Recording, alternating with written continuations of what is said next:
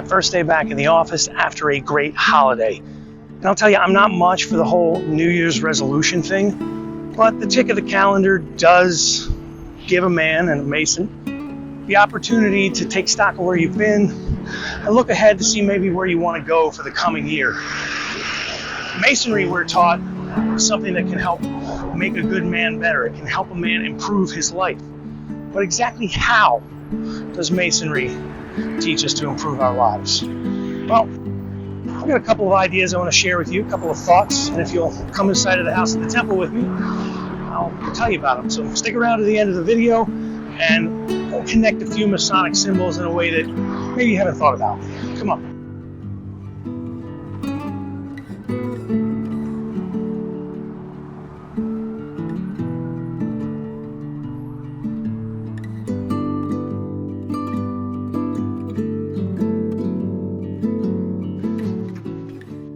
This is our executive chamber, sometimes called the council chamber, because this is where the Supreme Council actually meets. When they've got things to discuss, this is the room where they meet. There are exactly 33 seats in here. The reason I wanted to bring you into this room for this little discussion is because this is the closest thing we have to a Blue Lodge here in the House of the Temple. There's a east and a west behind me. On either side, these are just rows of chairs, but the reason I wanted to talk to you is because I've got a couple of symbols from the Blue Lodge that if you put them together, it might help you out in 2024 in terms of improving your life, maybe an aspect of your career or your health or your family life. But if you look at things just a certain way and you connect a few pieces, you might think about these symbols and these lessons a little differently. And so I've got some things over here I want to show you. But before I do, if you wouldn't mind, just subscribe to the channel and give us a thumbs up if you haven't done so already. And if you have and you're a Master Mason or a Scottish Rite Mason or any kind of Mason or related to a Mason, drop a comment down below. We'd love to give you a shout out. So come on over here and I will show you my little visual aids, if you will. This is the Ruff Ashler. Now, Ashler is an old Middle English, French-rooted word that basically means a stone that has been cut from the quarry. That's really all it means. We start seeing it in Masonic ritual pretty early on, and it is from around the 1400s. So the word is really only used by Masons anymore. And this, as you know, is a Ruff Ashler, meaning the edges are rough. It's not totally useless, but it's really not ready to be placed in a building yet.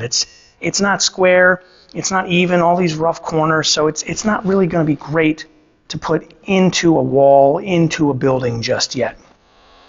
This, of course, would then, by contrast, be the perfect ashlar. This is an ashlar that has been prepared.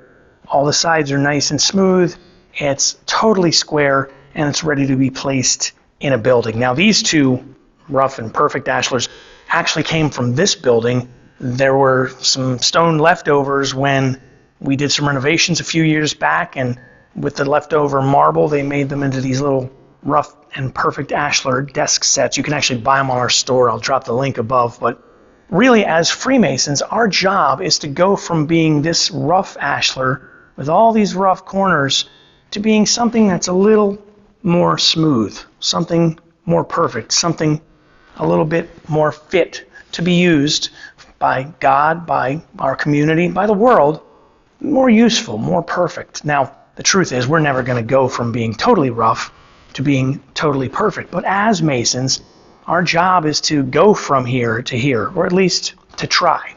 Now, how do we get there? Well, that's where this other emblem comes in. This, as you know, is the common gavel. And the common gavel we use to chip away at these rough corners, to prepare ourselves, to make ourselves a little better. So in terms of operative Masonry, the Mason would get this stone from the quarry, and then he's going to take this common gavel, and as hard as he can, he's going to, well, no, I guess he really wouldn't do that, would he? This isn't a sledgehammer, this is a gavel. It's got a little pointy end here. It's not really made to do big, heavy changes. It's meant to make small, little changes over time.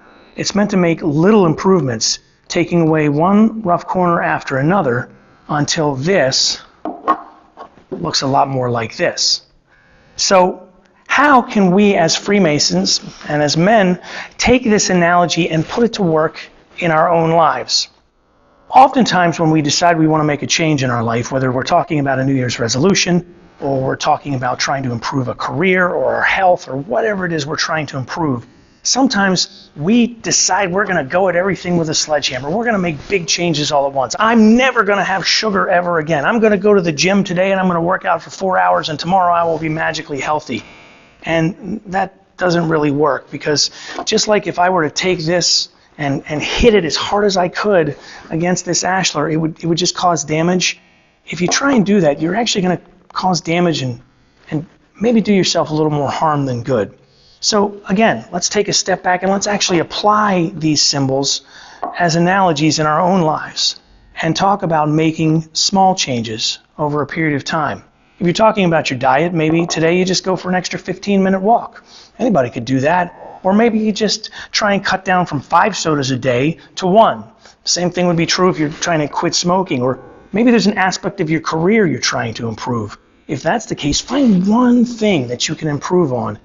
And when you've improved on that and you've knocked that rough corner away, then maybe work on the next rough corner. Now, that requires time, it requires patience, it requires a lot of perseverance, but hey, we're Freemasons, we can handle that, right? Really, when you take a step back, all the lessons in Masonry can be applied in this same way. If we look at them as analogies and how we put them to work in our own lives every day, then I think you're going to find out that Masonry becomes one of the most useful things in your world. I'm Maynard Edwards, 33rd degree. Thanks for watching. I'd love to know what you think in the comments section below, my brothers. And if you're not a Mason and you'd be interested in finding out how to join a Masonic lodge, well, we've got a video for that, so check that out. In the meantime, I mean, this is never going to work. This is wood. Can I get something made of metal, maybe? No metal? Well, if anybody needs me, I guess I'll be here a while. Ow, hit my thumb.